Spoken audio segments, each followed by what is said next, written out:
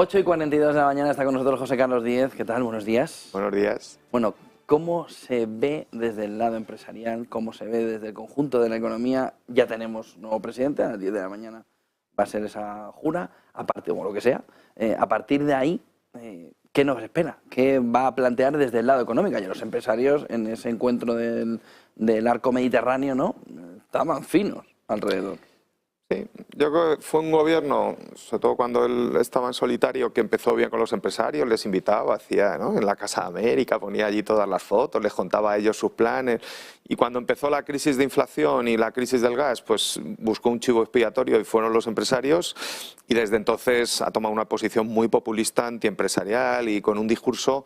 Y el discurso de investidura ha seguido, yo creo que es un discurso muy duro y, por ejemplo, es una chorrada, ¿no? Pero hay un acuerdo entre el Ministerio de Economía y las grandes patronales bancarias para hacer un acuerdo de buenas prácticas, evitar que haya hipotecados vulnerables, reestructurar y renegociar las hipotecas. Se hace pactado, se hacen la foto juntos y antes de ayer en un acto de investidura lo anuncia sin negociar con las patronales bancarias, ¿no? Hombre, es feo, ¿no? Es feo. Yo creo que vamos a seguir igual, ¿no? Ojalá me equivoque, ¿eh? Yo creo que puede ser el gobierno que sea. Un país que quiere progresar y quiere prosperar tiene que tener buena relación con las empresas, porque las empresas son las que invierten y crean empleo, ¿no? Entonces, ir a la confrontación con las empresas ni te va bien a ti ni le va bien al país, ¿no? Vamos a ver si hay algo de vida inteligente en el nuevo gobierno y mejoran eso.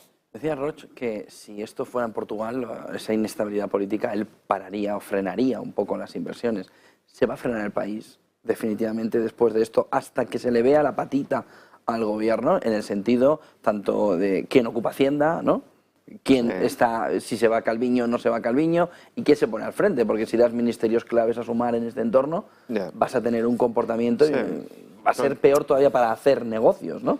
Con todos los respetos para Juan Roch, que yo creo que es un empresario ejemplar, ha hecho una expansión de su negocio tremendo, pero él hace supermercados. Entonces, si no pone un supermercado Juan Roch, lo pone otro, ¿no? Eso es distribución, ¿no? Donde te la juegas de verdad son en proyectos tractores que o vienen aquí o se van a otro país. Ese sí es donde te la juegas, ¿no? Y de momento es verdad que tenemos la ventaja de la energía. Francia va a cerrar una nueva PPA con la nuclear a 60 euros el megavatio hora de generación de electricidad, y nosotros en España producimos con fotovoltaica 35, ¿no? Entonces, claro, mientras tengas esa ventaja, ¿no? Estamos viendo un aluvión de entrada de inversión industrial, sobre todo de relocalizaciones de Alemania, de Polonia.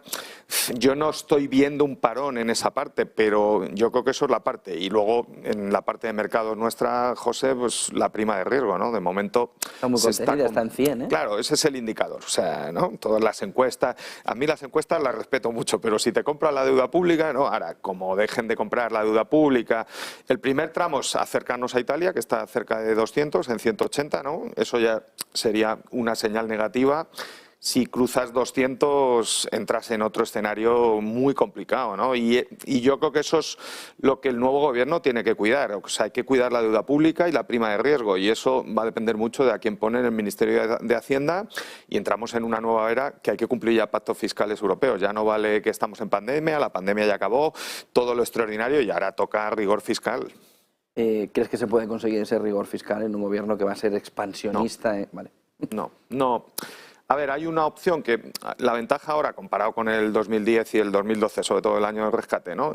Tenemos el déficit previsto para este año por la Comisión Europea en el 3,2, ¿no? Yo creo que mis estimaciones, yo creo que en el 23 vamos mejor de lo que prevé la Comisión. Vamos a estar cerca del 3 el año que viene, sí y solo sí, que es lo que ha incluido la Comisión en su previsión, cumples que subes el IVA. Ya hemos dicho que va a prorrogar la bajada del IVA de alimentos. Yo creo que yo lo he defendido aquí, estamos con sequía y con inflación. ¿Has dicho solo si subes el IVA? No, tienes que subir el IVA de la electricidad y del gas, que es mucho dinero lo que ha bajado este gobierno en las dos partidas de IVA. Y dos, tienes que cumplir la regla que ya te han puesto de que el gasto público total no crezca por encima del 2,9. Entonces, claro, si cumples la regla de Bruselas el año que viene, no puedes cumplir con todo lo que has pactado en la investidura. Entonces, ese es el dilema, ¿no? Entonces no cumplirá con Bruselas y ya está. Claro, pero ¿él va a ser un político o va a ser un presidente del gobierno? Ese es su dilema con su calavera de Hamlet en la Moncloa, ¿no? O sea, él solo en su despacho tomando decisiones porque nadie le asesora, está él solo ya, ¿no? Ya él Hombre, solo tiene no sé cuántos asesores. Sí, pero no los escucha, siempre decide él, ¿no? Entonces, él tiene mucha gente, pero él decide, ¿no? Entonces, él va a ser un presidente del gobierno, ¿no? Para cumplir las reglas, o va a ser un político para cumplir con sus socios y sobrevivir, ¿no? Ese es el dilema que se enfrenta el país. ¿Es que estamos en una situación en España complicada? ¿La más en las últimas décadas? ¿O crees que hay que relativizar? No hay que relativizar, ¿no? Yo creo que tuvimos una situación extremadamente complicada en Cataluña en el 17, forzada por ellos, ¿no? Seguramente mal gestionada, pero forzada por los independentistas, y es muy triste ver que ahora vengo de Barcelona el otro día y en Barcelona hay paz social y toda la tensión se genera en Madrid y en otras ciudades, ¿no?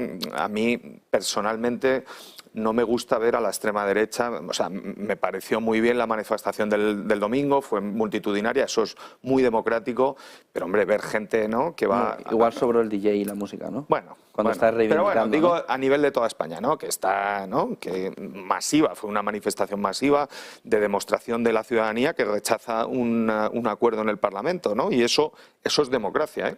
O sea, demo es participación. No hay nada más democrático que una manifestación pacífica. Pero bueno, lo que estamos viendo en Ferraz yo creo que ya sobra. O sea, son policías. Los policías van allí a trabajar por un sueldo para pagar el colegio de sus hijos. Están poniendo en riesgo sus vidas con gente muy violenta que les están poniendo en cuestión y llamándole los policías de Pedro Sánchez. No es verdad, son nuestros policías. Y son los mismos CDRs que estaban montándola en la Plaza Urquiola en el 2019, ¿no? A mí me preocupa mucho eso, ¿eh? En cualquier momento puede haber un accidente y podemos ver cosas muy feas, ¿no? En este entorno, ¿dónde crees que deberían ir las primeras decisiones del Gobierno? ¿Dónde crees que van a ir las primeras decisiones del Gobierno en materia económica, por supuesto?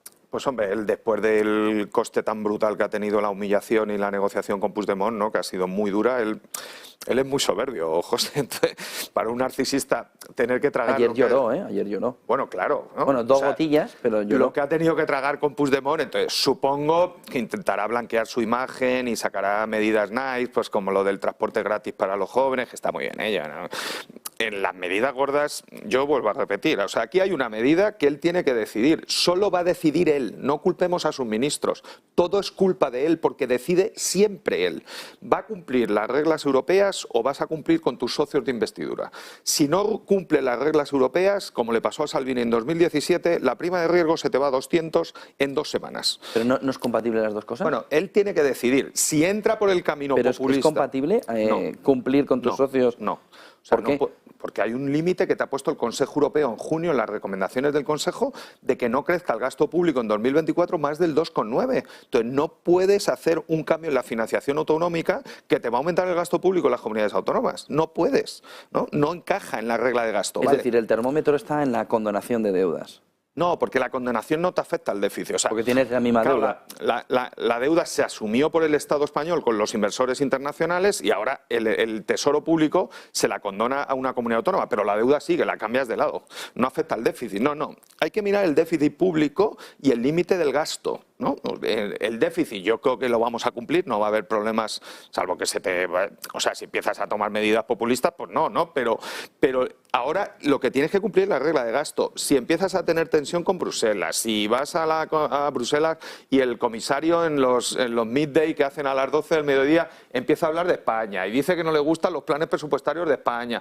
Esto empieza así, ¿no? Los inversores internacionales empiezan a ver en Bloomberg, en Reuters y en Negocios Televisión que se están quemando contenedores en el centro de Madrid, ¿no? Es verdad que es minoritario, pero sale por la televisión y se ve. Bueno, minoritario tampoco. A ver, un inversor que nos compra deuda pública... Por eso, que ve tele y que dice... Por eso, pero es gente que está gestionando dinero de pensionistas, normalmente. Son fondos de pensiones. Son gente extremadamente aversa al riesgo.